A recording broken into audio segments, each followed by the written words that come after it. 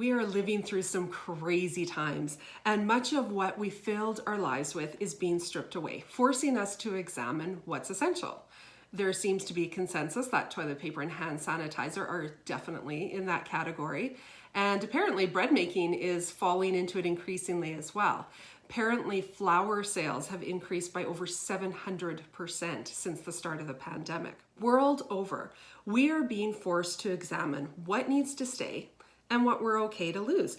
We have got the chance to take note of what's crept into our lives, often unnoticed, cluttering it up and tempting us to look towards that as essential or to put our hope in and to see, does it really need to be in that category?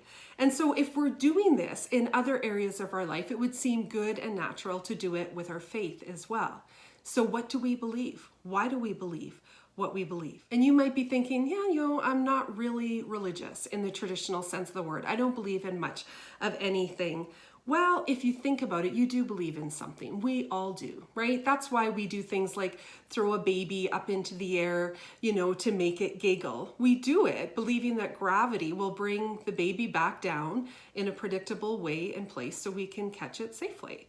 We believe there has got to be something on the other end of that mouse click when we click on Google, something we need or we want or we wouldn't do it. The fact that we just get out of bed and go about our days indicates that we believe that there are some basic things we can trust or believe in about how life works or how we think it should work. And often our beliefs are transactional. And so we expect to get something, some benefit from believing what we believe. I remember the first time I used a bank machine, and it's going to make me sound old, but I was in college. I needed some money, and other people that I knew had used a bank machine, and it had seemed to work out well for them. So I thought, okay, I'm going to do it too. So I inserted my bank card, entered my PIN number, and the machine spit out the money, and I took it. And I remember I had this passing thought, like, how on earth does it know which account to take the money out of to give it to me? But I was like, yeah, well, no big deal. If the machine makes a mistake, it's not like it's going to come at a great cost to me, right? Don't I sound selfish? But I continued to use bank machines in this way to meet my cash needs, and I did it with some confidence based on my experience. Taking money out of the bank machine didn't prove to be a huge test of my belief system in them. But then there came the day that I needed to deposit money into my account via the machine.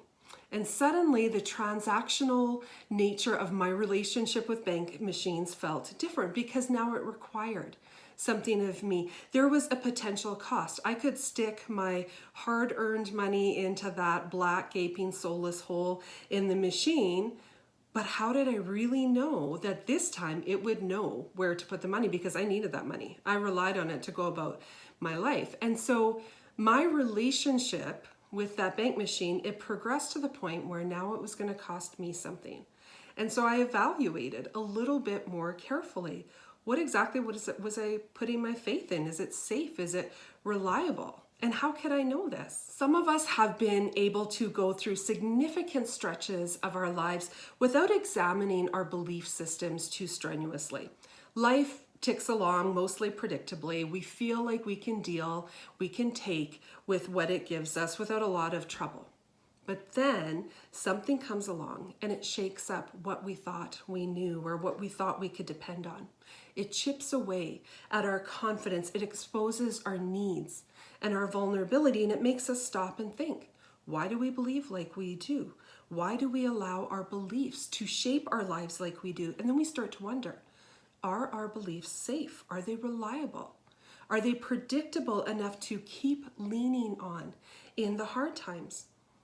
We have been kicked out of autopilot, and now we need to thoughtfully navigate our way through what is happening around us or what is happening to us. And I think it was Plato, yes, it was Plato, who was credited with saying that the unexamined life is not worth living. And American writer Kurt Vonnegut said, well, what if the examined life turns out to be a real clunker as well? If it does and you're still breathing, you've got hope, right? You have got the chance to stop and think. What drives you? What are the things that you love, like things that really get your blood pumping? And what does that reveal about you? What are the things that you want really, really badly? Bad enough to give up something you already have in exchange for what you hope to get? What does that say about you? What are the people or the things that you're loyal to that you would be willing to defend, even if there was a cost to you? What does that say about who you are? What are you willing to work hard to get or to achieve, and why? Who do you follow? Who do you admire and adore? Social media is a great way to see this, right? Is it musicians, actors, movie stars, family, food? What does this say about you? What does it say about your pursuit or your commitment? Things that matter deeply to us, they drive how we live. They're the things that govern our choices and our decision making. They either shape or are shaped by what we believe about the bigger story that we are a part of. Part of the process of maturing is coming to this realization that we are a part of a story that's bigger than us. We begin to see our lives impact other people. Other people's lives impact us. We might not take the time to examine what we think about the bigger story, but it does shape how we live. For example, if you believe that the story of life and time is one of random chance, so unguided expansion, beginning with evolution from minuscule particles to the universe as we now know and see it, and that all of this is headed towards either an eventual utopia or an eventual dystopia, that's going to shape how you live and what you expect from life. If you believe the story of life and time is cyclical, so it has no beginning, no end, it's just a going around and around. So what goes around comes around. If that's what you believe, that's going to shape how you live your life, what choices you make, and what you expect from life. If you believe that life is predictable and purposeful and understandable to some degree, you'll live that way. You're going to do specific things and expect results that fall within a range of what you consider normal or acceptable. We use what we believe about the big story of life to govern how we answer the 4 big questions of life. These are questions that often sit unacknowledged in the back of our minds, but it's wise to look at them and see, how do we come up with answers to them? And these 4 big life questions are: number 1, origin. So where do I come from? Where does anybody or anything come from? Number 2, meaning or purpose. What gives life meaning or purpose? What makes today worth living for you? Number 3, morality. What we believe about what should or shouldn't be done. And it's common to be like, well, I just think everyone should be able to do what feels right or good to them, and it's not up to me to judge them. But you've just done that. You've made a moral judgment and said that it is good to have freedom of thought and action, and it's bad to not have freedom of thought or action.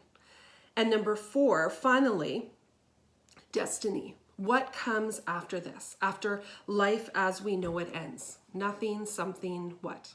Our answers to these questions, they frame how we look at the world.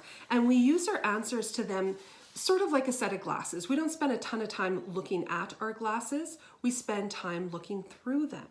And that's what we do with our answers to these kinds of questions. We look through the answers to see or to make sense of the world. A couple of months ago, my husband Rob called while I was driving home from work to tell me that he was making fajitas for supper. And I was seriously excited, not only because I find that relentless daily grind of supper making exhausting, but because I seriously love fajitas. One time I literally stood in front of an old El Paso display at the grocery store and cried a little bit. And yes, it had something to do with pregnancy hormones, but I really do love fajitas a lot. And so as I'm driving home from work, I feel this excitement building. I was happy. I knew great hope for the future. I was excited to get home and go sit at the table and have Rob bring me my plate of fajitas. And the next moment, it kind of unfolded in this joyous anticipation for both of us. I longing to taste the fajitas, and him looking forward to receiving the praise that he felt was due him for making them. And so I took my first bite with his eyes glued on me, and I chewed and I swallowed. And as soon as I was done, he's like, "So, what did you think?"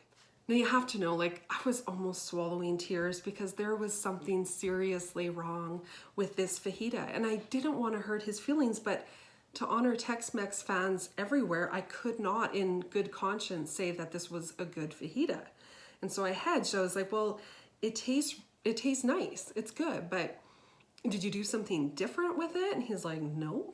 And so I pressed a little bit. I'm like, are you sure you didn't do anything different when you were making this fajita? And so finally he says, well, yeah, I made one minor substitution, but it's not really a big deal. And I was like, well, what'd you substitute? And he said, well, I used honey garlic sauce instead of teriyaki sauce. And I'm like, what are the words that are coming out of your mouth? Like, do you even know what a fajita is? And he's like, yes, it's meat and peppers and onions in a wrap. And I said, buddy, this is a very nice chicken wrap, but this is not a fajita. Rob and I were operating from very different starting points and assumptions throughout this fajita experience, and that meant that we had very different expectations about what was happening. What we believe, it governs our expectations. When life moves along like we believe that it should, we are more likely to feel a sense of joy or peace or fulfillment. And when it doesn't, we're more likely to feel disappointment or disillusionment and even despair. And no, I didn't feel that strongly about the fajita experience. But crisis, either personal crisis or global crisis, like we've been experiencing, it can rattle us if it exposes holes in what we believe, or if it forces us to question why we believe what we do believe. We might have thought that the story of life and time was just one of random chance. But then we wonder, why are we so surprised when this random chance is happening to us? We might have thought that life was this story of what goes around comes around. And it's like, man, I've been putting some pretty good stuff out there, so why am I getting this rotten stuff back? We need answers to those 4 big life questions. Where do I come from? Why am I here? What am I supposed to do while I'm here? What happens when my time here is up? And so how about for the next 6 weeks, you consider exploring the answers to these questions from a Christian perspective.